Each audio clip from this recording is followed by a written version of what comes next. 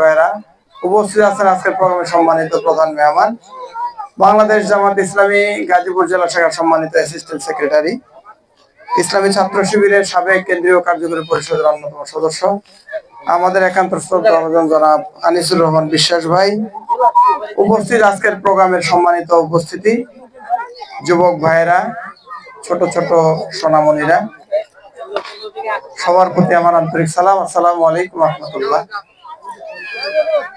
আমরা এরকম একটি দিনে উন্মুক্ত জায়গায় একত্রিত হতে পেরেছি, যে মহান রব আমাদেরকে উন্মুক্ত মনে উন্মুক্ত জায়গায় বসার সুযোগ করে দিলেন, যেটি বিগত বছরও আমাদের জন্য অনেক কঠিন ছিল। আমরা ঘরের ভিতরে 16 ডিসেম্বরের বিজয় দিবসের প্রোগ্রাম অনুষ্ঠিত করেছি দোয়ার মাধ্যমে, আলোচনার মাধ্যমে।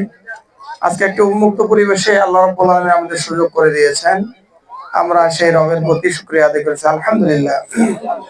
আমরা লাখো কোটি দরুদ ও সালাম পেশ করছি আমাদের মানবতার মহান মুক্তির দিশারি সাইয়্যিদুল মুরসালিন রাহমাতাল লিল আলামিন, আমাদের প্রিয় নেতা ও নবী সকলে বলে সাল্লাল্লাহু আলাইহি সাল্লাম। আমরা সেই সকল শহীদ ভাইদের শাহাদাতের সর্বোচ্চ মর্যাদা কামনা করছি। যে সমস্ত ভাইরা তাদের জীবনের সর্বোচ্চটুকু বিলিয়ে দিয়েছেন আল্লাহর দ্বীনের জন্য, বিশেষ করে সাম্প্রতিক কালে 24শে আগস্টের যে গণ অভ্যুত্থানের মাধ্যমে সকল 5ই আগস্টের 24 সালের আগস্ট মাসের যে গণ অভ্যুত্থানের মাধ্যমে আমরা একটি নতুন পরিবেশ আমরা পেয়েছি বাংলাদেশে। যে সমস্ত ছাত্র জনতা, কৃষক, শ্রমিক একতাবদ্ধ হয়ে একটা জালিম শাসকের বিরুদ্ধে দুর্বার আন্দোলন গড়ে তুলে যারা এই আন্দোলনটুকু সফল করেছেন, নিজের জীবন বিলিয়ে দিয়েছেন, মহান রব তাদের এই ত্যাগকে যেন শহীদি মর্যাদায় রূপান্তরিত করেন, সকল বেলা আমিন। যে সমস্ত ভাইরা এখনো পঙ্গুত্ব বরণ করে হাসপাতালের বেডে কাতরাচ্ছেন, অনেকে চোখ হাত পা বিভিন্ন অঙ্গ প্রত্যঙ্গ হারিয়ে কষ্টে দিনাতিপাত করছেন, মহান রব তাদেরকে যেন অতি দ্রুত স্বাভাবিক জীবনে ফিরে আসার তৌফিক দান করেন, সকল বেলা আমিন। আল্লাহ যেন তাদেরকে স্বাভাবিক জীবনে স্বস্তি সহকারে ওনাদের জীবন যাপন করার তৌফিক দান করেন, সকল বেলা আমিন। প্রিয় ভাইরা, আজকে প্রধান মেহমান আপনাদের সামনে মূল কথা পেশ করবেন। আমি শুধু এতটুকু বলতে চাই, এখানে আমরা স্বাধীন বাংলার স্বাধীন নাগরিক, প্রত্যেকজন এক একজন দায়িত্বশীল, তাই কিনা? আমরা প্রত্যেকজন এক একজন স্বাধীন নাগরিক, স্বাধীন দায়িত্বশীল মুসলিম হিসাবে আমরা প্রত্যেকেই আল্লাহ রাব্বুল আলামিনের পক্ষ থেকে পাঠানো এক একজন নেতা, রাজনীতিবিদ, খলিফা, যেটাই বলি না কেন, আমাদের প্রত্যেকের দায়িত্ব রয়েছে। প্রত্যেকের দায়িত্বের ব্যাপারে কিয়ামতের ময়দানে আল্লাহ রাব্বুল আলামিন আমাদের কাছ থেকে হিসাব নেবেন। আল্লাহ রাব্বুল আলামিন সূরা তাকাসুরের শেষ আয়াতে বলছেন, সুম্মা লা তুসআলুন্না ইয়াউমাইযিন আনিন নাঈম। আমি প্রদত্ত প্রত্যেকটি নিয়ামত সম্পর্কে বান্দার কাছ থেকে পরকালে হিসাব বুঝে বুঝে নেব। প্রিয় ভাইরা, আজকে আমরা খলিফা হিসেবে আল্লাহ রাব্বুল আলামিনের পক্ষ থেকে জমিনে এসেছি। এই জমিন থেকে অন্যায়, জুলুম, অত্যাচার, সন্ত্রাস, দুর্নীতি, খুন, ছিনতাই, রাহাজানি, অপসংস্কৃতি যা কিছু আছে দুনিয়াতে, যত অন্যায় অপকর্ম আছে, সবকিছু উৎখাত করে একমাত্র আল্লাহ রাব্বুল আলামিনের জন্য একটি জমিন কায়েম করার জন্য, বিধান কায়েম করার জন্য আমরা মূলত এই দুনিয়ায় প্রেরিত হয়েছি।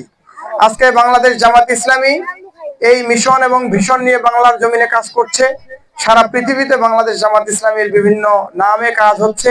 একটি উদ্দেশ্য, সেটি হলো মহান রব আমাদের আদি পিতা হযরত আদম আলাইহিস সালামকে যে উদ্দেশ্য নিয়ে দুনিয়াতে খলিফা হিসেবে প্রেরণ করেছিলেন, আল্লাহ রাব্বুল আলামিন কোরআনে ঘোষণা করেছেন, আলা লাহুল খালকু ওয়াল আমরু। এই বিশ্ব ব্রহ্মাণ্ডের সৃষ্টিকর্তা আমি, এখানে আইন চলবে আমার। আজকে কি বাংলাদেশ সহ সারা পৃথিবীতে কোথাও আল্লাহর আইন আছে? নাই। তাহলে এই আইনটি এমনি প্রাকৃতিক ভাবে, আসলে ওই ডারউইনের থিওরির মতো, যে প্রাকৃতিক ভাবে দুনিয়াতে মানুষ এসেছে, আবার প্রাকৃতিক ভাবে এটা শেষ হয়ে যাবে, দুনিয়ায় যা হবে এটাই, পরকালে কোনো হিসাব নিকেশ নেই, বিষয়টা এমনটি নয়। এখানে এই সমাজের সৌন্দর্য তৈরির জন্য, ডেকোরেশন করার জন্য, মানুষের জীবনে সুখ শান্তি নিয়ে আসার জন্য, মানুষকে ইসলামাইজেশন তার লাইফকে করার জন্য এখানে আমাদেরকে কাজ করতে হবে, এমনি এমনি এটা হবে না। সুতরাং আমরা এখানে যারা উপস্থিত আছি, আমাদের প্রত্যেকের দায়িত্ব হলো, আমরা প্রত্যেকে এক একজন দায়িত্বশীল, প্রত্যেকে এক একজন লিডার। সুতরাং আমাদেরকে যার যার জায়গা থেকে দায়িত্ব পালন করতে হবে। আমার যে দক্ষতা, যোগ্যতা আল্লাহ রাব্বুল আলামিন আমাদেরকে দিয়েছেন, এটি কাজে লাগে আমাদেরকে কাজ করতে হবে। বিশেষ করে বিগত 15 বছরে আমরা যে কাজটা করতে পারি নাই, এই উন্মুক্ত পরিবেশ যে কয়েকদিন আমরা পাবো, এটা আল্লাহর পক্ষ থেকে নিয়ামত। এটিকে কাজে লাগিয়ে প্রত্যেকটা ঘরে ঘরে আমরা এই 8 নম্বর ওয়ার্ডের যদি চিন্তা করি, যারা কর্মী আছি, রোকন আছি, আমরা ইউনিট সভাপতি, ওয়ার্ড দায়িত্বশীল যারা আছি, প্রত্যেকেই যদি যার যার ইউনিটে যার যার মহল্লাকে টার্গেট করে হিন্দু মুসলিম আপামর জনতা প্রত্যেকটি পরিবারে আমরা দিনের দাওয়াত, একটা সুন্দর রাষ্ট্র কায়েমের দাওয়াত যদি আমরা সবার ঘরে ঘরে দিতে পারি, তাহলে আমরা একটা সুন্দর সোনালী সমাজ প্রতিষ্ঠার যে আকাঙ্ক্ষা পেশ করি সেটা আমরা সার্থক হতে পারবো ইনশাআল্লাহ।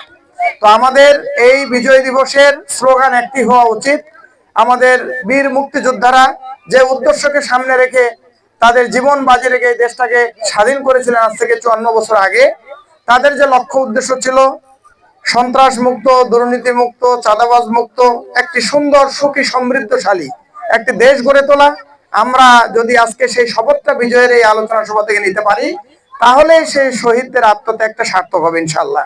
আমরা জানি মালয়েশিয়া এবং আমাদের এই দেশ 1981 সালে যুদ্ধের পরবর্তী যে ভঙ্গুর অবস্থা ছিল, আমরা কিশোর কণ্ঠ, এখানে যারা ছাত্র সংগঠনে ছিলেন, কিশোর কণ্ঠ আমাদের একটা পত্রিকা আছে, সেই পত্রিকায় একটা মাসে লেখা এসেছিল 2020 ভিশন, সেটা মালয়েশিয়ার ব্যাপারে লেখা ছিল ওখানে যে 2020 ভিশন, ডক্টর মাহাথির মোহাম্মদ একটি পরিকল্পনা নিয়েছিলেন তার মালয়েশিয়াকে গড়ার জন্য 20 বছরের একটা মাস্টার প্ল্যান নিয়েছিলেন, ভিশনারি প্ল্যান।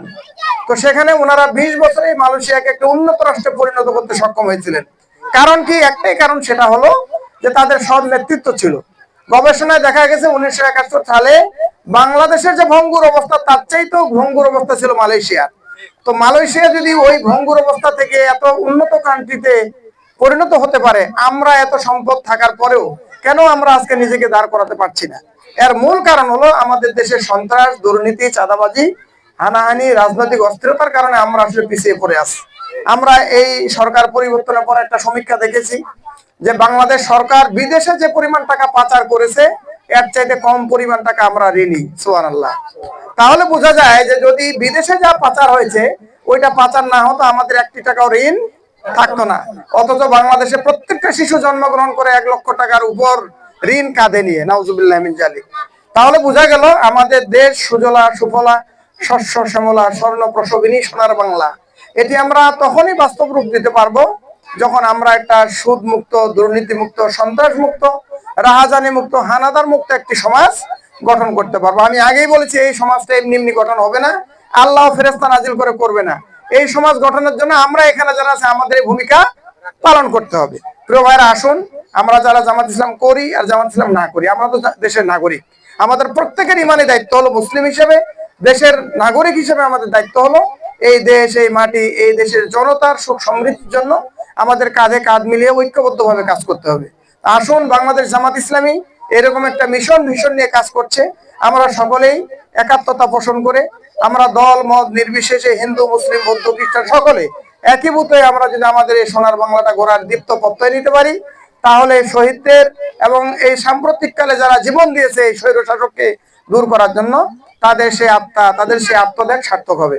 আসুন আমরা সেই আত্মত্যাগের সাথে সুর মিলিয়ে তাদের সাথে আমরা স্লোগান দিয়ে আমরা এই জামাত ইসলামীতে সামিল হয়ে আমরা এই দেশটা করার কাজে নিজেকে এখানে আত্মনিয়োগ করি।